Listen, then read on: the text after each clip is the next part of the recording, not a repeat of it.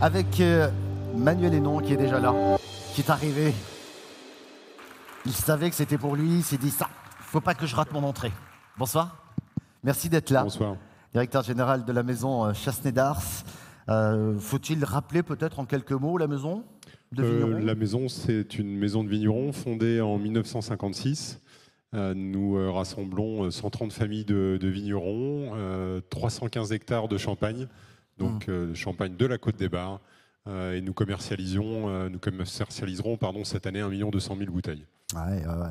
Et vous m'avez dit que vous essayez de rentrer dans une forme de labellisation, j'ai presque envie de dire à tous les étages. Alors, on n'essaye pas. Ouais.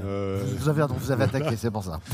Nous sommes la première maison de champagne en fait, à être labellisée vigneron engagé.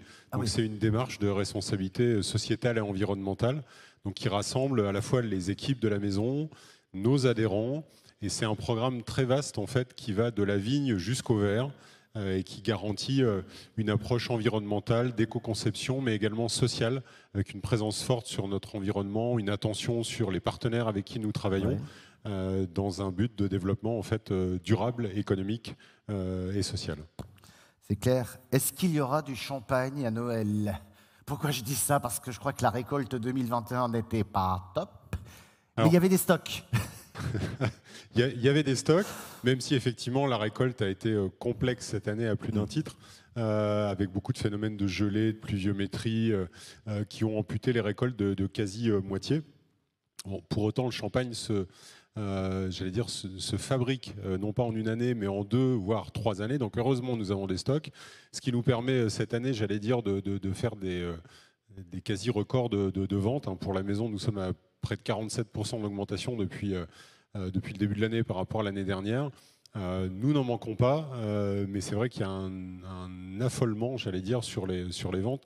Les gens ont vraiment envie de fête, envie de ces instants de plaisir. Nous n'avons jamais vendu autant de Magnum et de Jéroboam que cette année. Donc voilà, pourvu que ça continue et que la pandémie ne nous empêche pas de fêter tous ces beaux instants. Ouais. Vous allez décerner dans un instant le trophée du monde agricole.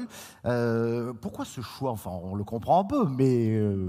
Alors, l'entrepreneuriat fait partie de l'ADN de la maison. Quand nos quelques fondateurs, en 1956, ont décidé de créer la coopérative, faut savoir que nous sommes la plus grosse coopérative indépendante de Champagne. Il fallait vraiment oser, il fallait entreprendre. Donc ça nous a semblé naturel aujourd'hui d'être présent à cette remise des prix pour récompenser l'entrepreneuriat du monde agricole. En tout cas, merci beaucoup. Dans un instant, vous allez donc donner ce trophée. Mais les nommés dans cette catégorie sont CapDA, coopérative agricole, qui à partir des récoltes de 800 hectares agricoles de ses adhérents, produit des matières premières naturelles déshydratées pour l'alimentation animale, humaine et pharmaceutique.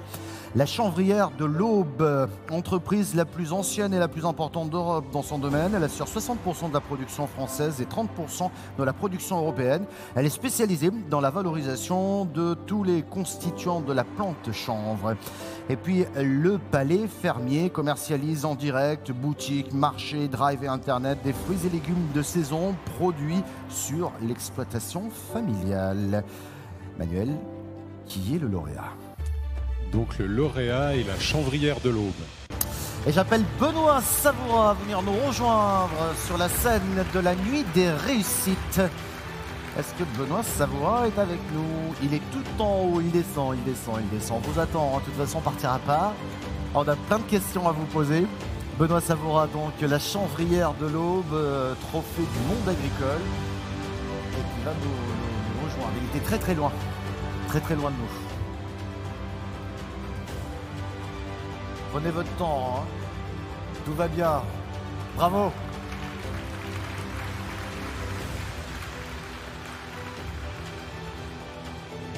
Bravo. Merci de venir nous rejoindre. On va peut-être commencer par une présentation de la Chanvrière de l'Aube. J'ai lu la plus ancienne et la plus importante d'Europe, dites-vous?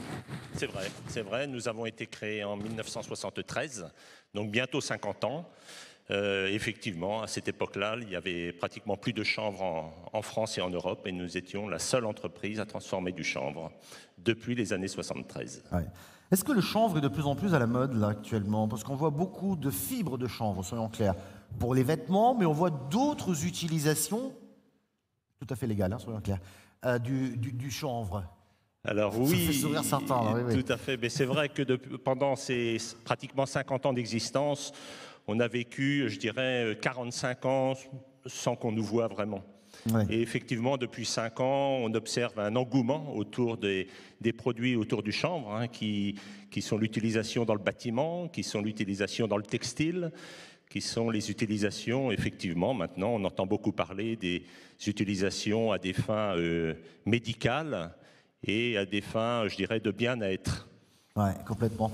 C'est vrai qu'on n'imaginait pas le chanvre, notamment dans le bâtiment, mais c'est un excellent isolant, paraît-il. C'est un très très bon produit pour rénover les maisons, pour isoler phoniquement, thermiquement. C'est vraiment un très très bon produit. Oui. Et qui est né dans l'Aube. C'est un produit qui est né dans l'Aube. C'est ce que j'allais vous dire, parce que pour produire une telle quantité, il vous faut déjà, j'imagine, des surfaces incroyables, et tout cela est né dans ce département. Enfin, pas tout à fait dans le département, puisque nous avons des producteurs. C'est le département de l'Aube qui est le principal producteur de chanvre, mais nous rayonnons nos producteurs sur un rayon de 120 km autour de Troyes. Mais vraiment, l'essentiel est ici. Ouais. Et effectivement, nous produisons cette année plus de 10 000 hectares et nous allons encore continuer à développer nos surfaces dans les années qui viennent. C'est justement ce que j'allais vous demander. Ça fait partie de la feuille de route, c'est vos projets là? Ah ben c'est clair, aujourd'hui... c'est une forte demande en même temps aujourd'hui. Aujourd'hui, nous avons une nouvelle unité de transformation qui est à côté de Troyes, à Saint-Lié, qui nous permet de doubler nos capacités. Et nous n'arrivons pas à suivre les demandes de nos clients. Donc on est vraiment amené à se développer, oui. Bravo, bravo Benoît Savoura. Emmanuel Hénon va vous remettre le trophée bien mérité. Merci beaucoup. Et je vous invite à rejoindre ce petit mur pour la photo et surtout pour immortaliser cet instant. Bravo encore.